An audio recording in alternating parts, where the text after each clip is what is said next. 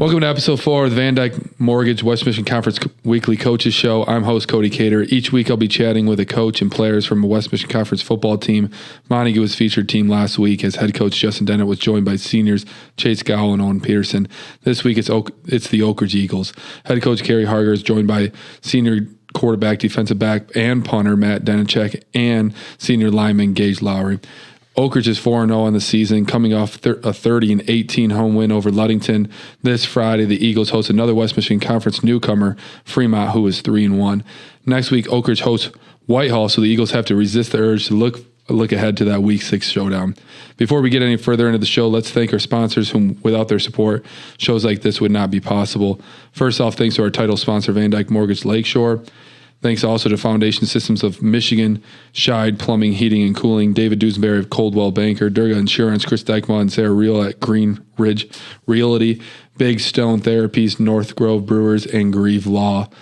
So a little bit more about our guests. As a former Montague player and coach myself, we've certainly had our battles and some classics within the last 7 or 8 years, and even as a player. But when you think of Oakridge, you can't help but think about consistency.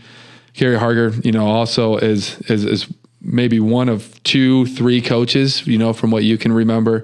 Harger, who over the summer was also inducted in the Michigan High School Football Coaches Association Hall of Fame, is in his 12th season at the helm. He's 102-24 overall as Oakridge's head coach. He's guided the Eagles to 9 or more wins in 8 of his previous 11 seasons. They've won 6 conference titles, 4 district championships, and 1 regional crown under his watch. Harger is a 1990 Oakridge alumnus who returned to his alma mater in 1995 and served as an assistant coach for 16 seasons under legendary Jack Sugars. Accompanying Harger on the coaches show are senior quarterback, defensive back Matt Danicek and senior lineman Gage Lowry. Danicek, who is in his 3rd season on the varsity team as he spent a little time as a sophomore up here and there during the 5th quarter rule, is 40-56 passing for 603 yards with 7 touchdowns. Lowry is the starting center and a backup defensive lineman for the Eagles. All right. So before we get kind of started, I'm gonna ask these guys a couple questions here. So as I look at your guys' last names, you guys have I would say the right last names as we would discuss this, in small school football. What does it mean to play for Oakridge? I would say it means a lot because the just tradition and the pride, the environment, all the fans coming, it just means a lot to everybody showing up. And we usually have a good fan base, and it's just a good tradition that we usually have. What about you, Gage? I mean, what do you, when you look back on the tradition and kind of the brotherhood that you guys have had, within the last few years, but also going back to your youth days? I watched my nephew play on your guys' field this past Saturday. So, kind of watching those things as you guys kind of reviewed during your seasons and during your times together. What does it, truly mean to kind of put that Oakridge Eagles uniform across your chest, for this, this past season? It means everything. Growing up, just started off playing soccer, but when I put that football jersey on with Oakridge on my chest, it brought out a different type of brotherhood and kind of wanted to fight for everything and never giving up because of the prior years and the family and relatives that put that jersey on and wore it and fought with everything they got. Does it mean something to you guys that your coach also went to Oakridge and maybe some of your assistant coaches, went through the program as well? Does that give you a little bit more depth to your love and of the brotherhood, within your guys' locker room? Yeah, for sure. Yeah, for sure. Like my older brother playing, like the competitive, being better than him, and it means a lot. Yeah. So, Coach, you too. I mean, you were able to put that jersey on, and also be under, Coach Sugars, which the field is named after, and all of those things, and you probably learned some valuable lessons. Absolutely. What does it mean to kind of coach for your school that you grew up in, and those relationships that you guys have, within the community? It's awesome to be back coaching for this long on the other side of the whistle. And, I think the biggest thing that I try to relate to these guys and the teams that I've coached is just the fact that I've been there. I've worn the uniform. I know what it takes. I know, and they're having more success than I did in high school, but I know what it takes, the workload, the work that goes into that tradition. It was very, very new, that tradition. So we were picking up on a first year playoff team back in '85. And then we were trying to get that rolling, trying to get that established. And so seeing how far the program's come since then means a lot. And just saying, I've worn the Oakridge across the chest and the Eagles on the helmets. And so that I think I try to make that go relatable to them. And then, as you mentioned, a number of my assistant coaches from the varsity, the JV to the middle school a lot of them are former players. And so it means a lot to them to come back and give back to the program. Right. I think they give those valuable lessons, to the youth is probably, something that you guys are offering. When you look at the community and the ties that you have, and I guess being a coach who with Coach Sugars, for 16 seasons, what does it mean when a kid comes back or a last name comes back into your program and you can talk about their cousins and their nephews and their brothers? What does that mean to you, when you're I guess asked to their weddings or asked to go to their open houses or right. or that maybe their kids are named after a certain thing, that you're related to? What type of just gratitude does that give you? Huge gratitude. First thing off the top of my head, it means I'm getting a lot older. Right. But it's the feeling that I get from that, just for those former players that want their sons or family members to be on the teams that we're going to coach. It says just a tremendous compliment to us and my staff that what we did then for those guys still resonated so deep that they, without a doubt, would want them on our teams as well. Right. And so we definitely want to keep building that tradition, doing the right things, and building in those life lessons. Yeah, I think, a community member moving back into Oakridge and wanting their son to go through the program that they went through or get coached by you, that's got to be such a great feeling. And that's something small town football, that's just, it offers so much to, I guess, just to America, and because of what we had, we want to offer it back to the youth. So that's great to hear. I mean, I always was an outsider looking into your guys' community, and I just felt you guys had the goods. You guys had that brotherhood. You guys had that community that was behind you, and the parents that said, "Hey, listen to your coach," and and go on and build that kind of that wall around Oakridge. And you guys were kind of the gatekeepers, I guess, so to speak. And, it's cool to see, as tradition kind of lives on too. It's a lot of fun, to kind of think about what you guys are doing there. So, we're going to kind of turn this thing over to last week. You guys are obviously 4-0, state ranked, all the good stuff. Each season you're looking you're looking at goals. What would your guys' goals be this year? I would say for sure taking that next step. The past 2 years we won districts, and we want to get to that next step and win regionals and so on, be state champs. Right on. And I think with this new conference, Coach, what do you think about the new conference? I mean, I haven't really asked a lot of the other coaches about that, but sure. For being an Oakridge, and being a powerhouse, and those blue schools were always up to the top for so long with right. Oakridge, Ravenna, and Montague, and now you're starting to see this thing kind of split up and be larger. What's your take on the new conference? I've definitely had that question a lot since it took place, and I told everybody I'm pretty excited for it.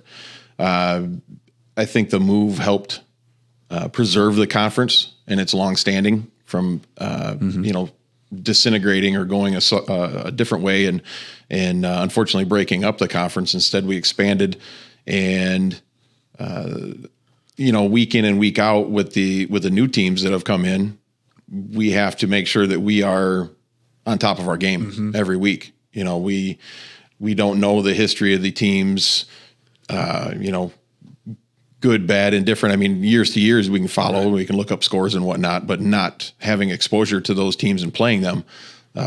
We need to make sure we're on point with everything in our preparation for that week. And so, yeah, I've said I'm excited about the expansion and to see where it goes from here. Right. I think, and being at kind of the elite program that you guys have been in the West Michigan Conference, you guys have definitely have already kind of self-scouted, but also scouted some of the other programs, probably all the way down to 6th, 7th grade. You kind of knew the last names that were coming up. You kind of knew what the program was all about. We're kind of living in that world too, as a staff at Reese Puffer, where everything's brand new to us, that we're having to search a little bit. But, looking at this Ludington game that you guys just had this past week, and then also, looking forward to Fremont, beat Ludington 30-18. Now you're going to Fremont, who's 3-1, who lost to Ludington 0-7. What are some of the keys that you guys take that you guys took away as players after that Ludington victory?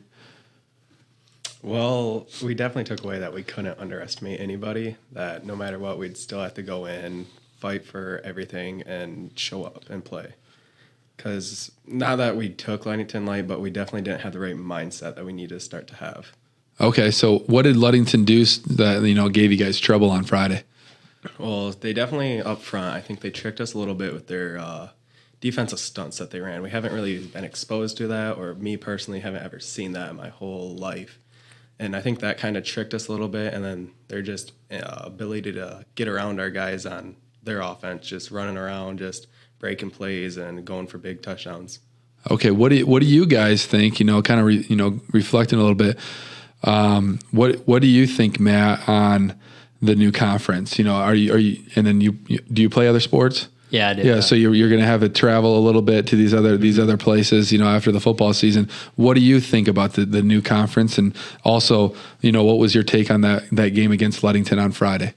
I think the new conference is actually a pretty good thing because it's just new teams and I never played Ludington until last week, and it's just new players, but it's also teams that we've been growing up playing with, and the names, and that rival has gone away, but luckily we got to keep some. So that's a good thing. But yeah. What was your takeaway? What was your takeaway on the game on Friday against those guys?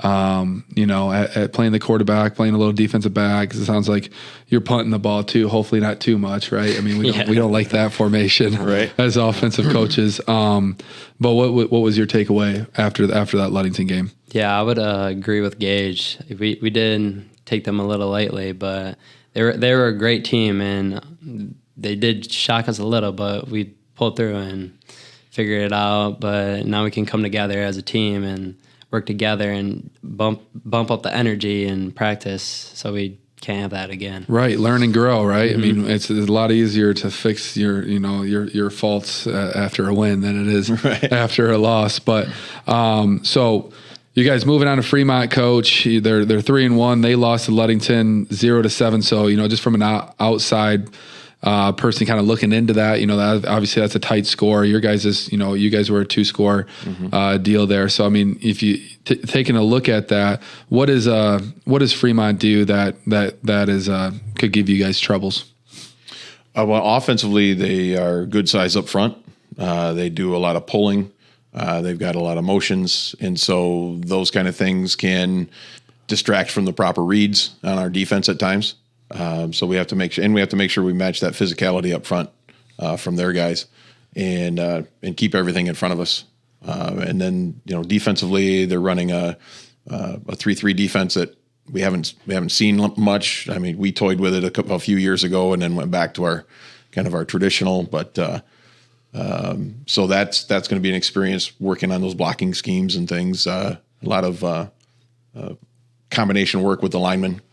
Getting to those blocks and maintaining that, and just improving from last week. We had a lot of talk about through the week last week, not underestimating anybody. And so especially after we played Ludington and then we look back and we see that score, I mean, I hate to read in and compare scores any week to week, but it still gets your attention. Mm-hmm. Oh, okay, that was a close game. And we had some things that we were frustrated over with the Ludington game. So let's not have those happen with the Fremont game. Right on.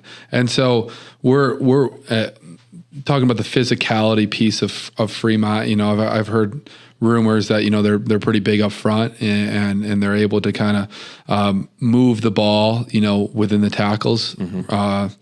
And so what is the plan to kind of, you know, try to limit that or take that away? Well, just again, our defensive scheme is going to be just as physical, you know, match that physicality and get people to the assignments better than we have really yet this year on a more consistent basis. Right. And make sure that they're studying the game plan, make sure that they know those formations. And even if they were to throw something, you know, obviously every team prepares a little curveball, and just to keep their eyes wide open and play the best they can in a strange situation. Just rely on their coaching, their training, and their reads. Right. So you've got 6 conference titles and 4 district championships. When do you know?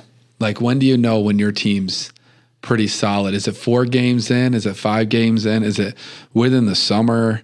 Like, when do you know, you've got some coaching under your belt here. And so when do you kind of have that feeling of that you have a pretty solid team? Yeah, I like the feeling of the summer and watching the attendance, looking at the numbers, see who's showing up on a consistent basis.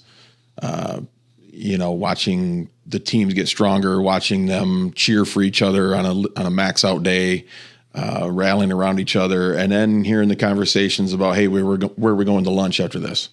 Or, you know, let's go hang out at the beach, because they're building that teamwork, they're building that camaraderie even before we hit the game field. And so that means a lot to see how those relationships build, and they're relying on one another, they're trusting in one another before they even get in the trenches, you know, so to speak. So. Yeah. No, where do you guys go out to eat? You know, let us know in your world a little bit, man. Like, where do you guys go out to eat? You already know B-Dubs. Like, everyone goes there. Like, B-Dubs for sure. That's usually our go-to every Thursday. 10 for 10 wings. All right. You know, you guys are heading there. Is the quarterback, you know, offering up? Is he paying for the old lineman, or what are we doing here?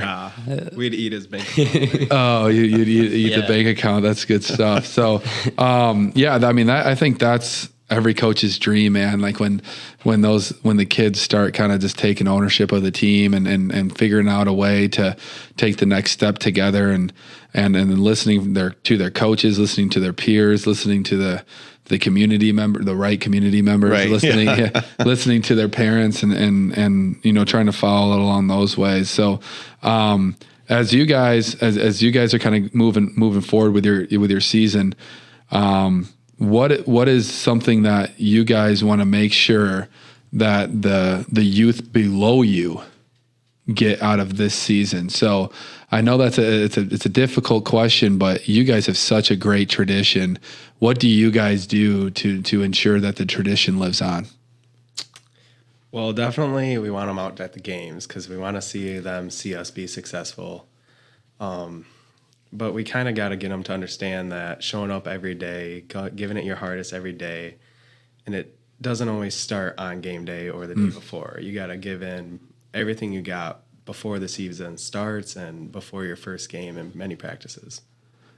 What about you, Matt? I mean, I think you're the younger brother, cousin, you know, to a lot of players that have come through. What did you learn? Let's just start there. What did you learn as a younger player growing up?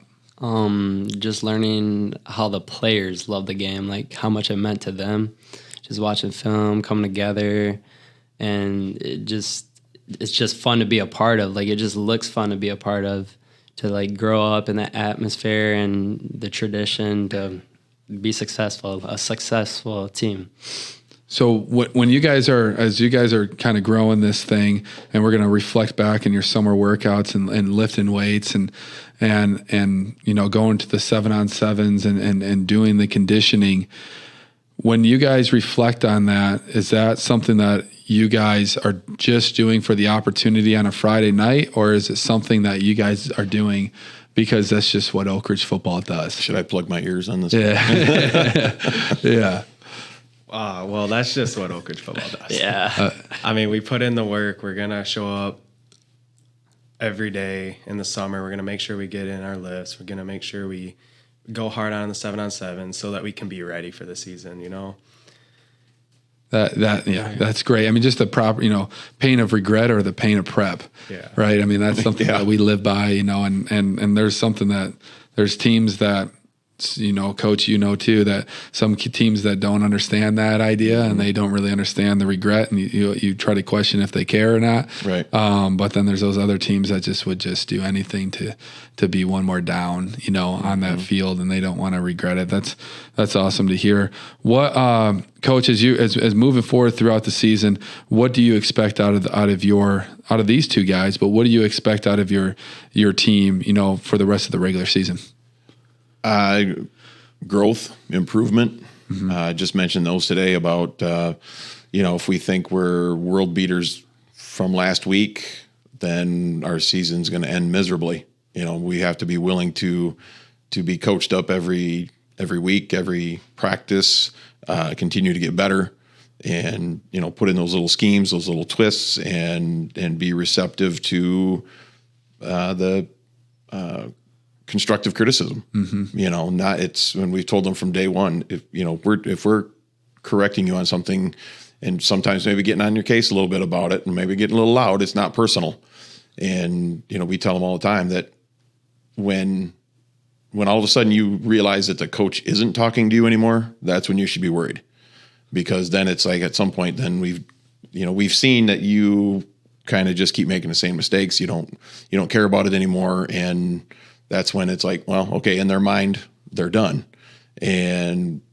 But these kids, they take the criticism. It might hurt initially, obviously, but we tell them, hey, this is for the better of you. This is better for the team. This is better for our successful outcome later. So just to continue to grow, and as we move, and I usually say at practice, learn from your mistakes. You have to get better, realize your mistake, learn from it, and plan not to make it again. Right. So as you guys kind of look forward to the rest of the season, do you guys have some teams that are circled? This would be the time to put it out on the interweb here. Well, yeah, I mean, for sure. I mean, the rivals, Whitehall, Ravenna, they're rivals. Montague, they're always going to be rivals, so they're always going to be a circle. But I mean, basically every team's circled on our schedule. Like, every team matters, every team's the same. You got to treat every team the same, no matter what. Right, and it sounds like you guys learned that valuable lesson. Yeah, for sure. Last week. Yeah, last week, kind of going into it and finding a way. When looking back on that, though, with the lessons that you guys learned, what did you learn about the battle? That you guys had a battle and you guys had to figure out a way to win. What does that say about your team? And what does that say about your, the characters that are on your team? It shows that we just never give up, that we're going to fix our mistakes going into halftime, that we didn't really play bad. We just had a couple plays that really cost us there. But going out of half, just learning kind of what to do and change, and just to put the game away, to just rely on each other and do it for each other rather than yourself. So you said that you played soccer prior to football. Yeah. What do you love about football so much? Because, I mean, you speak, in a great term, in terms of ball, that you speak that you just enjoy it and that, you're well-spoken. What do you love about football so much? There's just something different about it. There's that brotherhood like no other sport, that you really just lock in with your guys. And this year, this team, everyone's kind of locked in together. We all notice each other's work ethics, our goals, are what we're striving for. We know how to push each other different ways to get them to go, and it's just that brotherhood that really brings it about each other. Do you guys see yourselves as underdogs? Going into any of these rivalry games, in the upcoming season, or further down in the season? Oh yeah, for sure. What what does that feel like? Because I mean, I know, like, Montague, Oakridge, these teams haven't always felt like the underdogs going into football seasons. What is that? What does that give you? As you kind of look, down the road. It's kind of like the element of surprise. We're hoping that these teams try to take us lightly, and that maybe we come out and shock them, and we just keep drilling them and keep fighting for every play we got, and that we come out victorious at the end of it. Right on. I think, you obviously have a great coach with, being in the Coaches Hall of Fame. What can you talk about that a little bit, Coach? Like, what does that kind of that pride mean to you? What does it, mean to the Oakridge and in the community? I was completely blown away, when I heard about it. My first reaction was, one, I'm not old enough to be there, but then I see the grays in the mirror and I'm like, oh, maybe I am old enough to be in there. Right on. There's a tremendous amount of pride just knowing all of the work that previous teams have done for the records and those trophies in the trophy case, and that establishing that tradition and keep all those teams that keep pushing on. And, ultimately that group effort has gotten to the point where there's individual accolades. And, I'm just super proud of the way that the players have played, the coaches have coached, and I'm very thankful and humbled that, I was able to get into the Hall of Fame on their efforts. Right on. How difficult was it to get to that point? As you look back on your time right. all at Oakridge, right? How difficult was it to get to the point that you guys are right now, and obviously to get acknowledged as a Hall of Fame coach? I guess looking back, I don't know any different. It was just that work ethic that was instilled in me in high school, playing for Jack, and then coming alongside and coaching with him after college, and working at Oakridge. And so, I never had a summer off to think, oh, I wonder how that is, or geez, that is a lot of work to coach, to go back to that. And so I think that's definitely helped. It's just kind of 1 year has rolled into the next, and pretty soon it's working on 3 decades, and just kind of shake my head and wow, that's really moved on pretty quick. Right. And so, it's a labor of love.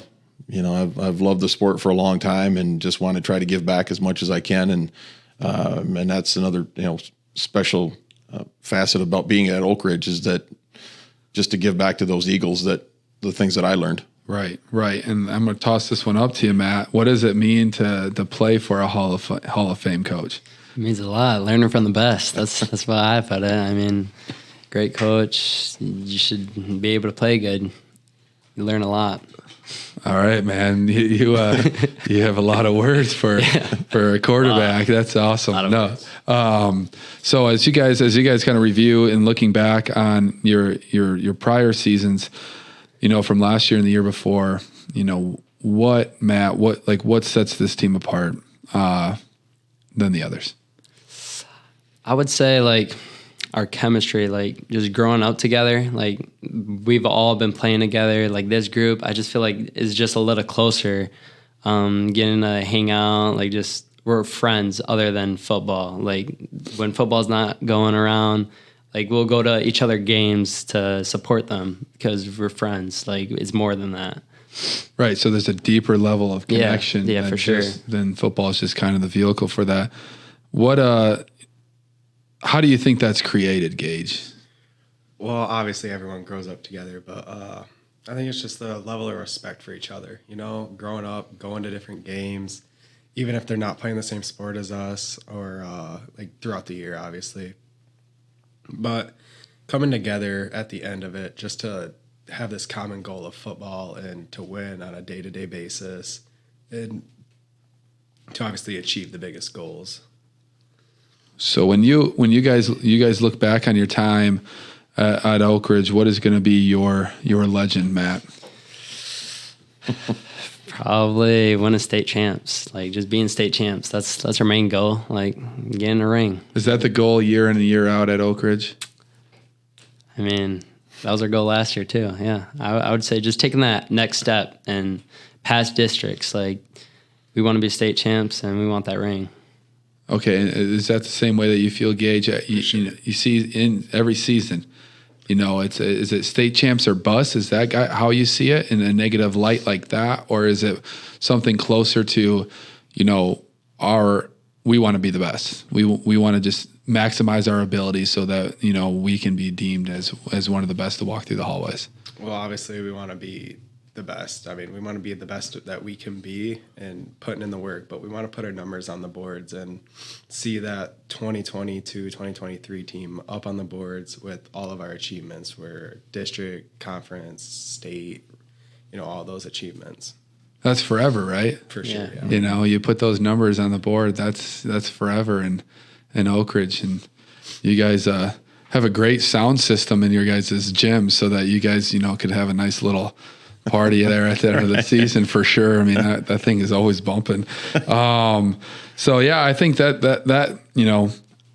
this is a lot of fun for me just because obviously, there's competition involved more times than not. When I was a part of Oakridge, I've seen some great Oakridge games, been a part of, some really, really fun Oakridge games where maybe you guys came out on top. And, I still think about that 08 game, and had a guy in a cast and he had a pick at the end of who threw the pick? I did. But, with 17 seconds left on the clock, no one forgets. So that is one of those things. This has been a lot of fun though. I think you guys always, like I said before, you guys have what it takes. Always as an outsider looking in, just the love that it sounds like you guys have for one another and the respect that you guys have for one another. And you got a Hall of Fame coach. I'm guessing you got Hall of Fame coaches on your staff as well, or at least coaches of the year for sure. You guys have always had those, year in and year out. But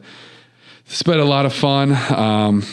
I got to thank our sponsors one more time, and then we'll call it a night. But thank you to our title sponsor, VanDyk Mortgage Lakeshore. Thanks also to Foundation Systems of Michigan, Scheid Plumbing, Heating and Cooling, David Duesenberg, Durga Insurance, Chris Heikema, and Big Stone Therapies, and North Grove Brewers and Grieve Law. And thanks again, guys, for popping in. And I hope that you guys, show those newcomers, just like you did last week, show them what's up to the West Michigan Conference, and, looking forward to hearing from you guys and seeing your guys' names in the newspapers and going from there. So, yeah, thank you very much for the invite. Cool. This was pretty cool. Cool. Thank you.